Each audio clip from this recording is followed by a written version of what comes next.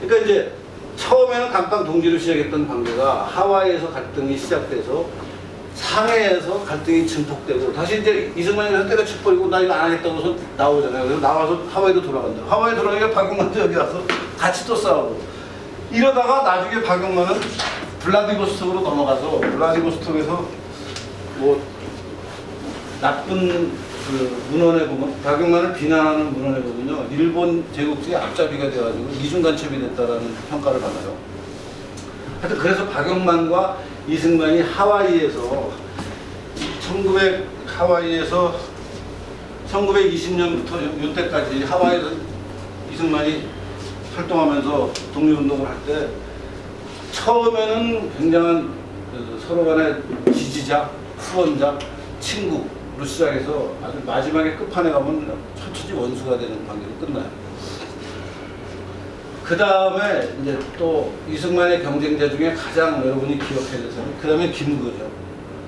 김구가 이제 상해 임시정부에 이승만이 대통령으로 추대될 때 김구는 여기 뭐 경호실장인가 뭐 굉장히 낮은 직책에 좀 쫄병급이었는데 이승만이 이제 빠지고 이 안에서 이제 상해 임시정부가 나중에 해방될 때까지 1945년까지 뭐 우여곡절이 굉장히 많아요. 그러면서 김구가 거기서 이제 이렇게 성장을 해서 김구가 나중에는 그 상해 임시정부의 우두머리가 되죠. 그 과정에서 이제 그러니까 이승만은 빠지고 또 상해 임시정부에서 이 무장 투쟁하던 사람들도 다 실망해가지고 다 이제 만주로 빠지고 뭐 소래도로 빠지고 상해 임시정부가 김구가 중심이 돼서 근근히 유지를 하다가 모택동의 지원도 받고 장개성의 지원도 받고 그러면서 근근히 유지를 하다가 이제 해방이 돼서 우리나라로 돌아와요.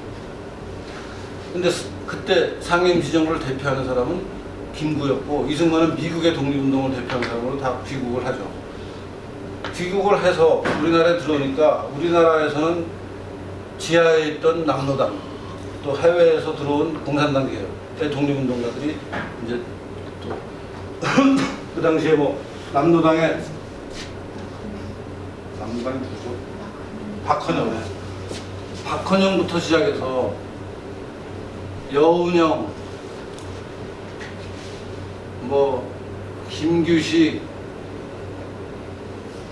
이제 김구, 이승만 이런 사람들이 해방정국에서 가장 중요한 정치 지도자들인데 박헌영은 완전히 뭐 남로당, 공산당이고 여운형과 김규식은 약간 좌편향되어 있는 지도자고 김구와 이승만은 이제 우파 지도자죠.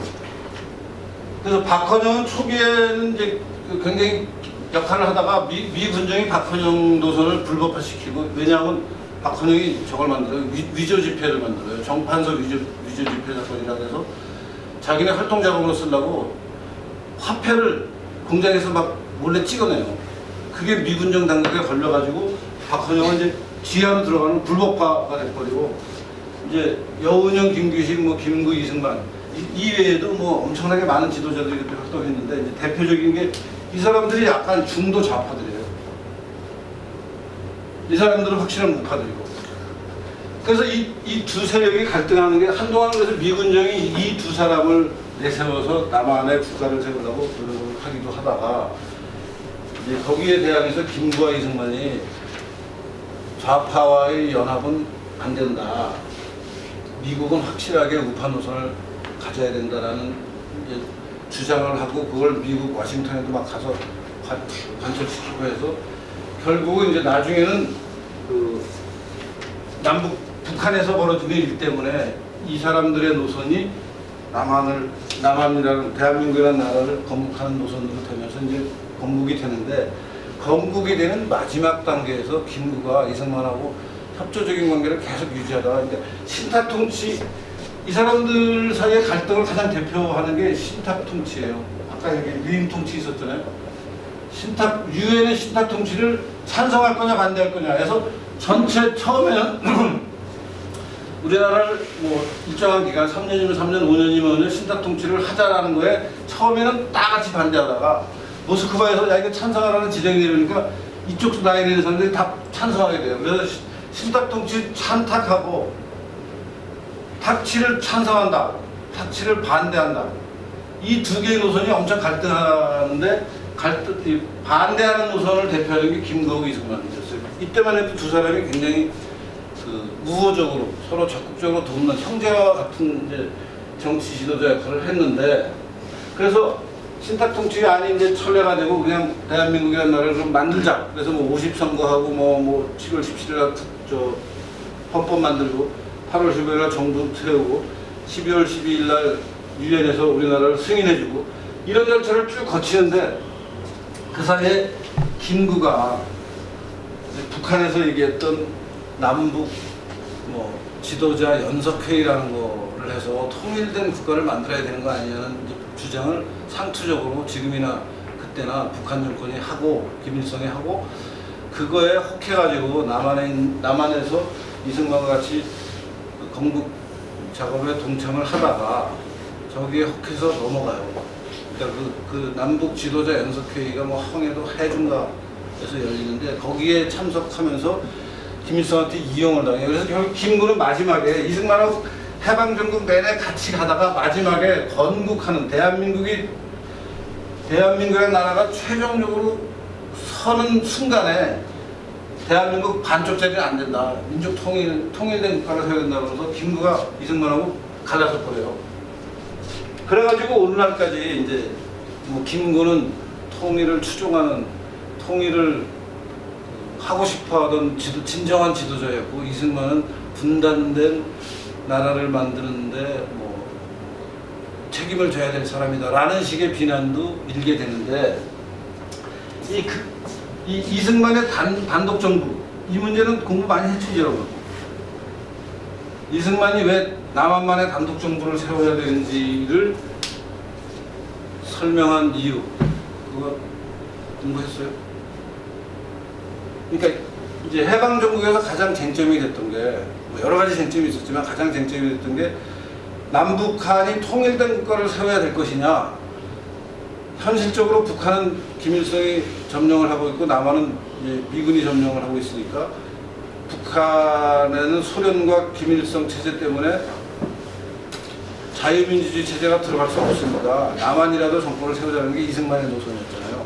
그 이승만의 노선을 지금까지도 비판하는 사람들은 왜 그때 통일된 정부를 세우지 않았느냐, 북한이랑 합작해서 세우면 되는 거 아니냐 하는 식의 비난을 아직도 하고 있는데, 그 문제에 대해서 그게 이제 이승만의 단독 정부 수립이라는 문제인데, 그 문제도 여러분이 잘 이해를 해야 되는 거예요. 그 당시에 북한은 이미 소련이 점령을 하고 소련의 스탈린의 지시를 받는 정치 군사 고문들이 스티코프로 대변되는 그런 사람들이 북한에 와서 김일성과 일사불란하게 한반도 전체를 공산화시키는 작업을 해야 된다라고 준비하고 있었고, 그 준비의 일환으로 박헌영이 같은 남한에 있는 공산주의자들과 합작을 해서 남한에서도 공산 정권을 만들어내자. 남한은 미군이 지금 지배하고 미군의 앞제비인 이승만 같은 사람들이 지금 활동하고, 이 사람들 다 몰아내고 공산화를 시키자라는 게 북한, 소련의 기본적인 입장이었고, 그 기본적인 입장을 잘 모르던 그 당시 국제정세에 어두운 남한의 일부 지도자들이 북한의 김일성과 우리 합작해서 통일된 나라를 세우자라는 거에 넘어가고 있었어요. 일종의 사기를 하고 있는 셈이었어요. 근데 그거를 이승만이 보고, 북한이랑 합작해서 통일된 나라를 세운다는 것이 자유민주주의 체제 나라를 세우는 거냐, 아니면 공산주의 체제 나라를 세우자는 거냐, 이걸 따져보자 해서 이승만은 이거 북한이랑 합작하면 반드시 공산주의 국가가 들어오게 되는데 이걸 우리가 왜 해야 되느냐. 북한은 이미 공산주의 국가가 되기 위한 작업을 하나하나 밟고 있다. 예컨대 토지개혁도 하고 이부 모도민 행정국이라는 행정체계도 만들고 온갖 행정적으로 국가를 이미 만들어 놓고 남한까지 적화하려고 있는 판에 어떻게 북한이랑 같은 나라를 만드느냐. 체제가, 우리가 원하는 체제는 자유민주주의 체제인데 북한은 이미 공산주의 체제가 들어서 있다. 그럼 우리가 할 일이 무엇이냐? 북한하고 합작해서 통일된 나라를 세우는 것은 불가능하니까 남한만이라도 자유민주주의 체제 국가를 만드는 게 필요한 거 아니냐 하는 게 이승만의 단독정부론이에요. 잘한 거죠, 그러니까. 이게 없었으면 우리 적화되는 거죠, 남한도. 이승만이 남한만이라도 자유민주 체제 국가를 만들어야 됐다는 선언을 하는 게 바로 정읍 발언이에요. 정읍에서 이 발언을 하고 김구와 같이 대한민국을 만들려고 했더니 김구가 북한 쪽의 주장과 선동에 휩쓸려서 남북한이 통일된 국가를 만들어야 된다라는 주장에 현혹돼서 김구와 김기식이 북한에 가요. 그래서 막 해중가에서 김일성이 개최한 남북 연석 지도자들 회의인가에 가서 거기에 그리고 이제 4.3에 저 제주도에서 김달삼이라고 남한 공산당 제주 지부장인 김달삼이 이런 남한에 맞으면 빨갱이들이 딱 글로 가요. 그래서 남북한 통일정부를 만들어야 된다. 라는 거에 김구가 쓸려 들어가기 시작해서 이승만이 그때 김구랑 결별을 해요. 그러고 나서 이제 이승만이 세운 나라가 대한민국이고 대한민국이라는 나라가 이제 또 해방 후에 건국 후에 온갖 복절을 빼서 지금까지 이어져 오는데 이승만을 욕하는 사람들, 대한민국을 욕하는 사람들은 아직도 김구를 추앙한다. 왜냐하면 김구는 북한이 주장하던 남북한 통일정부, 통일국가를 세워야 된다라는 주장을 하는 거에 동조를 해줬으니까.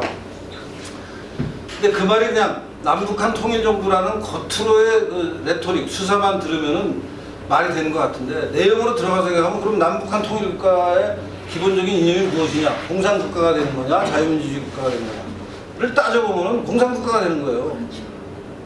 그럴 거면은 뭐더러 그렇게 독립운동을 해. 그냥 공산주의한테 그냥 나라를 다 바치면 되는 거죠. 이승만이 그런 김구에 실망하면서 김구를 설득하려고 온갖 노력을 다해요. 김구와 이승만이 헤어지면 안 된다.